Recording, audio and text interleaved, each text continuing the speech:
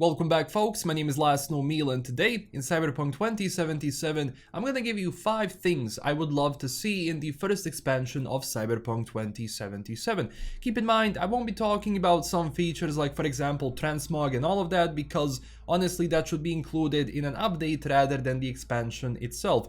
I'm gonna be going from fundamental levels that the game should include and also some other bonuses which I'm going to talk about later in this video, so let's get into it. So first one on the list is definitely more interactivity with the world.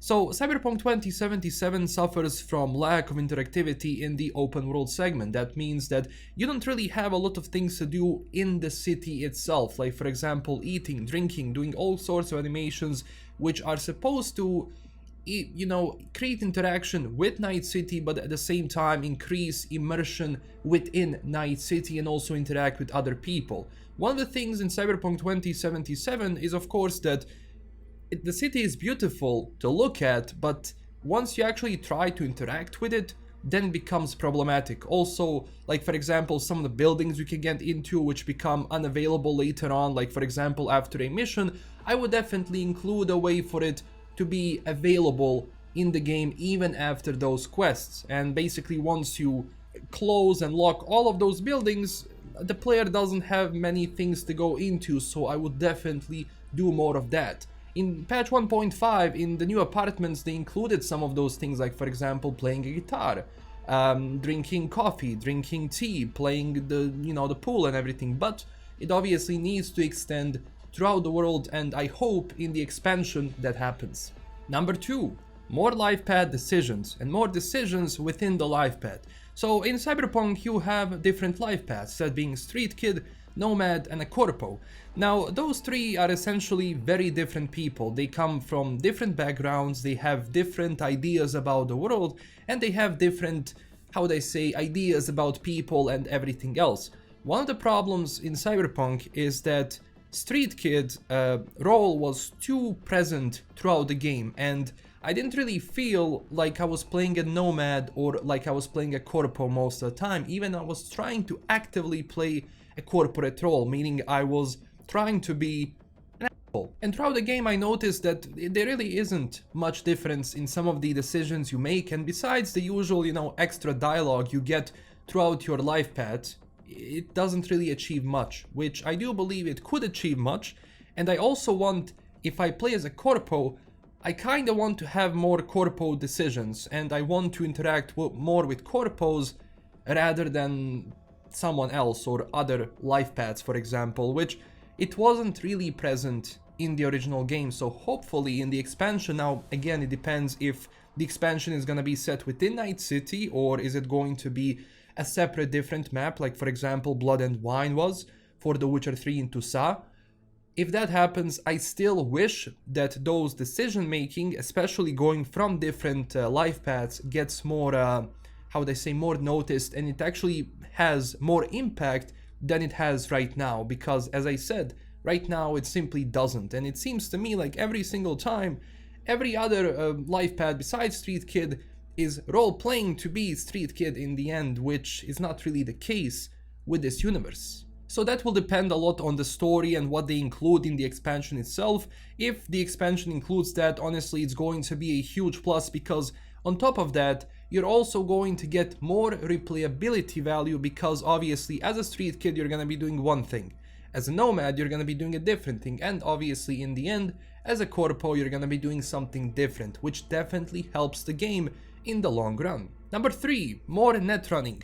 Netrunning is a big part of Cyberpunk universe. Now keep in mind, netrunning in Cyberpunk 2020 is different from Cyberpunk 2077, meaning after the Fourth Corporate War, most of the net has pretty much been destroyed. So what is present in Cyberpunk 2077 is that you have these intranets throughout the city. So for example, Night City is going to have its own internet network, etc, etc, and then everyone else is gonna have their network. So obviously the classic net running that we know about, and especially after death of Rage Bartmos and the release of Rabbit's virus into the net, obviously it was a lot more dangerous to browse there.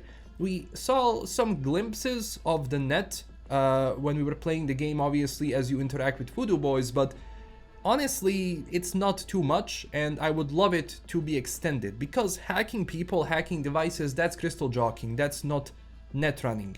The classic netrunning is what you have experienced when you talk with Alt a little bit, but at the same time, it's really not it. Because netrunning also assumes that you go and find different databases, that you can find different info there, or you even have fights in the net, which would be cool to have. We had some hints before, like Pokemon battles, I remember that. Sadly, that wasn't the case, but in the net, in the lore, there are some fights which resemble Pokemon, but it's not that, because the viruses or attacks you use against each other take form of like something, an animal or a devil, whatever, and it looks like it's a Pokemon battle, which is not.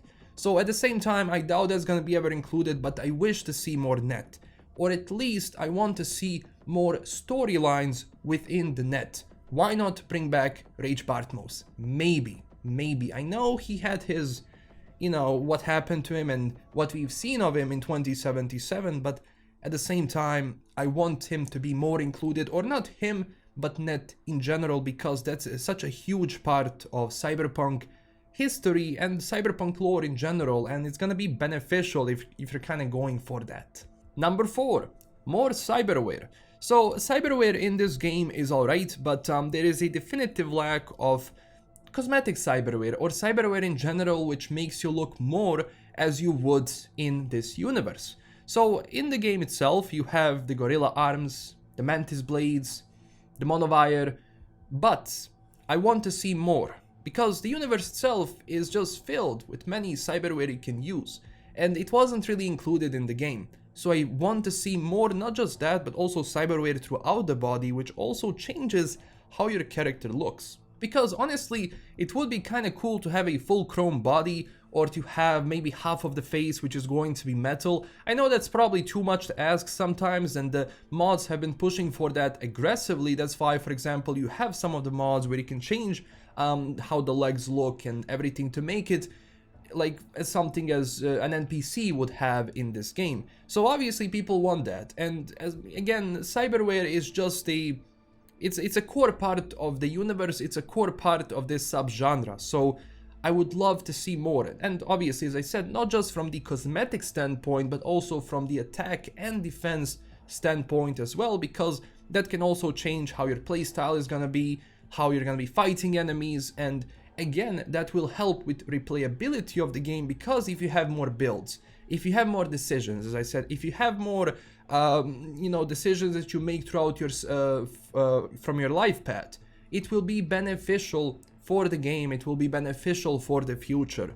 And that's why this expansion needs to cover this, because that's going to be a plus for everything which original Cyberpunk doesn't do well. Number 5, more racing. Now, racing in Cyberpunk 2077 is a little bit disappointing, because number 1, racing is cheated in a way where, for example, the cars behind you are gonna be constantly crashing, and there is no way those cars can actually drive normally within the game without crashing or without causing more issues. And basically what happens is that if the car crashes behind you, it will respawn. It will keep respawning, and the race is just not interesting, or it's boring. It's not fair. And if you make a bad decision within the race and you crash, those guys are gonna be just, driving past you. It doesn't matter how many times they crash, they will keep respawning. And I think that's done very poorly, and I hope that maybe an expansion is going to feature more racing. I know it's too much to ask, maybe it just doesn't work in this engine properly, but I would love to see it. But only if it's done properly and if it's fun and fair, because as I said, racing in this game, in the original, it was alright, but it wasn't anything special or anything too interesting. That's one of the biggest minuses I actually have for Cyberpunk, and those are the whole full racing quest line that they have. And the last but not the least, I would love to see Morgan Blackhand in the game. So Morgan Blackhand is also one of the most important characters in this universe. He was there throughout the Arasaka Tower assault, through everything. And it was kind of strange that Morgan Blackhand was not included, not even in the actual flashbacks. So I'm wondering maybe if they're keeping Morgan Blackhand for the future. That would be interesting to see. but having a character this big and not be included in the game along with Adam Smasher, which him and Adam Smasher are rivals, so you cannot really include one without the other, it was kind of strange.